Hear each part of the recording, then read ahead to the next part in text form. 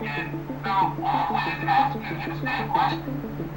Even when the question sounds different, it's just the same question.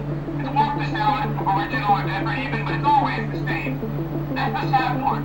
Is just like my answer, it's always the same.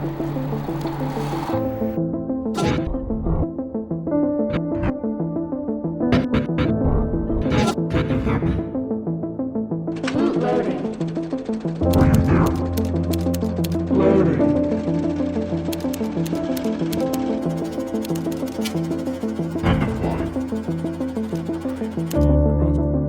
Early on, when I started doing photography and videography, I did what any new timer would do.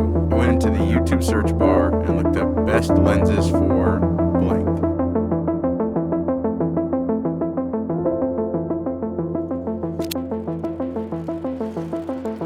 But honestly, this hindered me when I was first starting.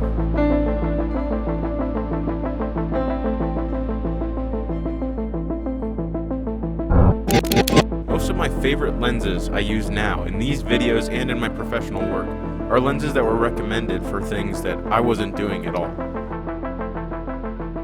The 16mm prime by Sigma is what I've shot most of my video content on.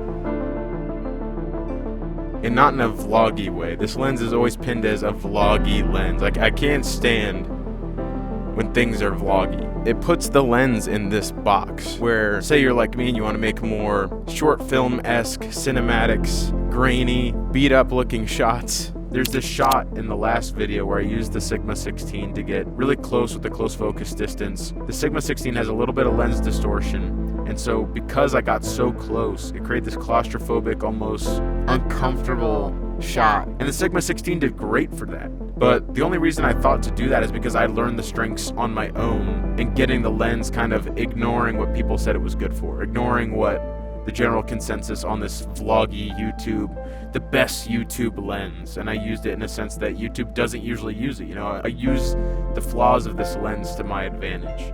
The best vlogging lens is also great for this claustrophobic, almost creepy shot. There's so much to be said about what one lens can do in a different creator's hands, in a different filmmaker's hands. Your perspective is everything, and the things you learn about your lens, the pros, the cons, the flaws, and finding ways to use those to help tell your story, or use those to get around obstacles in telling your story, or taking the lens out of the box of this lens does this, and saying, I do this with this lens. And you may hold that lens and use it so differently and use it in such a creative way that maybe I don't think of or nobody else would even think of. I think the coolest thing about filmmaking and photography and just creation in general is finding new ways to do things and finding interesting ways to use available tools.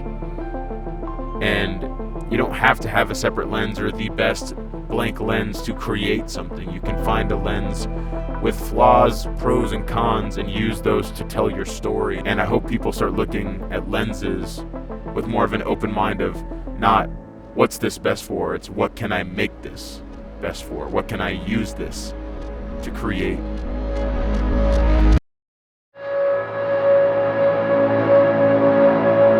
End of line.